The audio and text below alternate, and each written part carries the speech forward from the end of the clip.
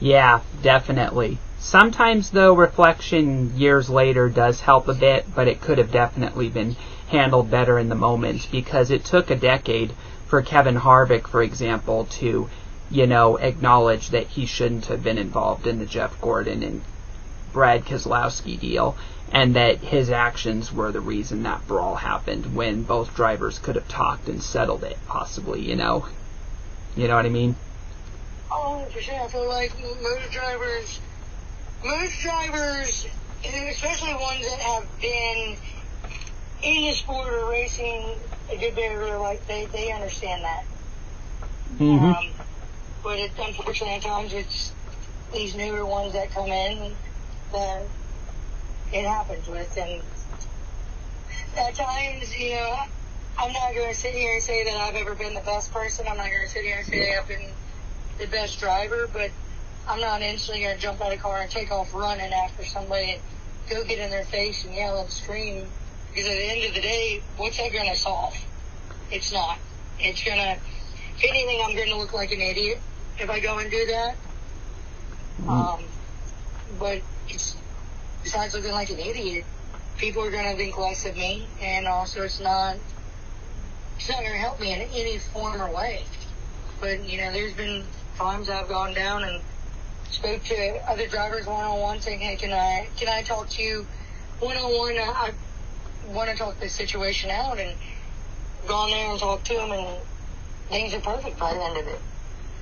That's really admirable of you, Chrissy. A very good way to handle it. You know what I mean? Right. And like I said, I'm not going to sit here and say I've done everything to the best. I know there's been probably points in my life, especially when I was a little bit younger, that I probably did something stupid, but I have no problem taking accountability for situations that I have been in or put myself or someone else in. I'll be the first person to go and apologize also. And at the end of the day, I think if people would take a little bit more accountability for the things that they've done, or at least say, hey, I'm sorry, it would definitely go a long ways. Yeah, definitely. That actually happened to me when I first ran Unser Karting in Denver. Want to hear that story? That was my Days of Thunder moment. Definitely. So, you know how in the movie Days of Thunder, how Cole and Rowdy go at it until they have to have that meeting with Big John, as he's called in the movie? Right. Well, anyway, in 2016, when I turned 18 years of age, I walked away from K1 racing and tried to take my karting to the next level, and I did some practicing at Unser Karting in Denver, Colorado, which is owned by Johnny Unser, who is the nephew of Bobby Unser and Al Unser Sr., I believe. And, yes. Well, anyway, this was a very awkward moment that Johnny and I later laughed off when we had an interaction years later at a automotive event in Denver that I attended. But so I came to the racetrack, and the thing about those kind of karting tracks, Unser Karting and Andretti Karting, it's competitive rival. It's not about who wins the race. It's about who runs the fastest lap. That's the point of the competition.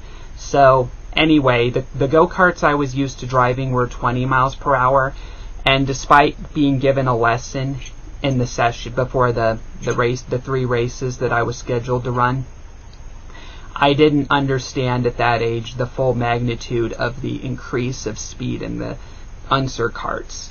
And so these ones went up to like 60 to 70 miles per hour. Yeah. So what happened was, when it was time to go racing for the first race, what happened was, the minute they pulled out of the pit lane, I stepped on the gas pedal but passed the whole field under caution by accident. So I got black flagged for it, but when I reached the final turn after trying to slow down and correct my mistake, I spun out in the next turn and hit a wall. And then I was told to head to the pits for the black flag, but I missed the pit entrance because of the speed. Right. So I was then black flagged for ignoring the black flag, and then finally I entered the pits, and I was held for a 3-minute stop and go penalty and that was deducted from my then position in the point standings. And so eventually they allowed me back onto the track, but the minute I exited the pits, I hit the tire barrier head on and knocked a tire out of the window and shattered it.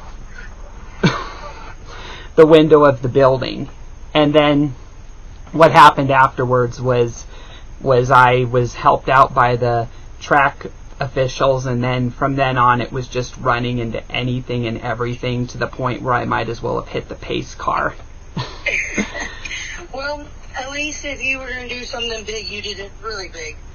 Yeah, well, what made it even more worse was, along with hitting into anything and everything and then hitting a tire out the window, I accidentally, and all of this was accidental, I assure you. It was, from then on, it was just causing accidents and causing cautions and causing pile-ups involving the other competitors' runs, and so it was becoming a very complicated race, all caused by me. And by the time the 30-lap race was over, my go-kart was beaten and battered, to where it was not really driving effectively.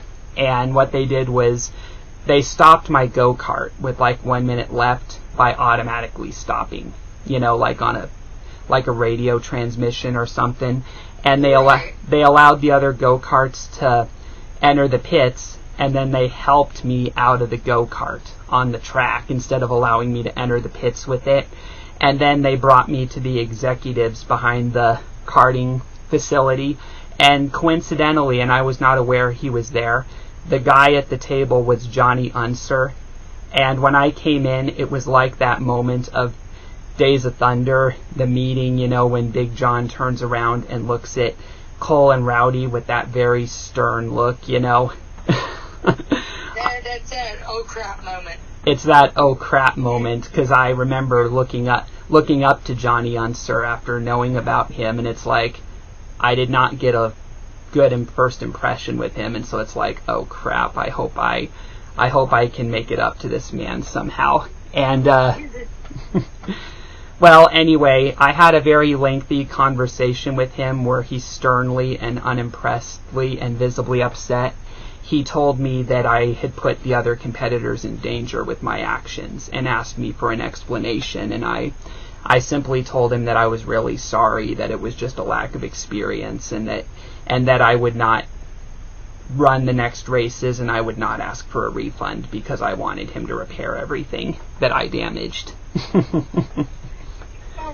Well, at least, situations like that, I think they at least they know now, and at least it wasn't somebody who's been racing in that series for multiple years that did it. It was someone that had no experience. Yeah. And, so it is probably a little bit breath of air for him knowing that. That I was not trying to race like I was in NASCAR. That it was a complete lack of experience. Right. It wasn't just a driver who's trying to destroy somebody. I have a lack of experience. I'm sorry. Give me a little bit more time, and I'll show you that I'm not that person. Yeah. That definitely happened, because when it was all said and done, he told me to go to Skip Barber School, and so I went up there for just a session one weekend, and I got better experience, and then I kept practicing on the minor tracks, and then at other tracks in Arizona, and then finally at an automotive event that was not Unser Karting, but a few years later, I pulled a lap that he witnessed, and afterwards, when I revealed who I was, we laughed off the whole thing. And it gives you an amazing story to tell in the end, to be like, hey, told you I'd come back. Yep, for sure. But this is the funniest, but also the scariest moment probably that it was when it came to that whole thing, other than getting a stern reprimand from Johnny. When I exited the building afterwards, I came outside with my mother, who was very as much upset about it as Johnny was. Well, anyway, when we entered our car, I didn't point this out to her, but I noticed that in front of the vehicle, within 1 inch of it, was the tire that was thrown out of the window. it barely avoided hitting. The one thing that I can say is any racer's mom is the one who's going to chew you out the most. Your mom's not going to be the one who lets anything slide. No, because it was her car, which is not cheap, and if it had been 1 inch closer, it would have been, oh man, I'm probably going to be grounded for the rest of the trip. Probably would have been walking home, unfortunately. Yeah, yeah, because that was just a vacation at the time, you know. Right. So yeah, that was an interesting moment that I can just laugh at years later, you know. The way that you see in the RFK racing meetings how Brad and Matt Kenseth are now good after 10 years of their rivalry, you know. They can speak with each other comfortably, you know what I mean? Right. Because it's refreshing knowing that. Yeah, it shows, that everybody realizes at some point that they could have done things better and that it turned out great over time with history, you know.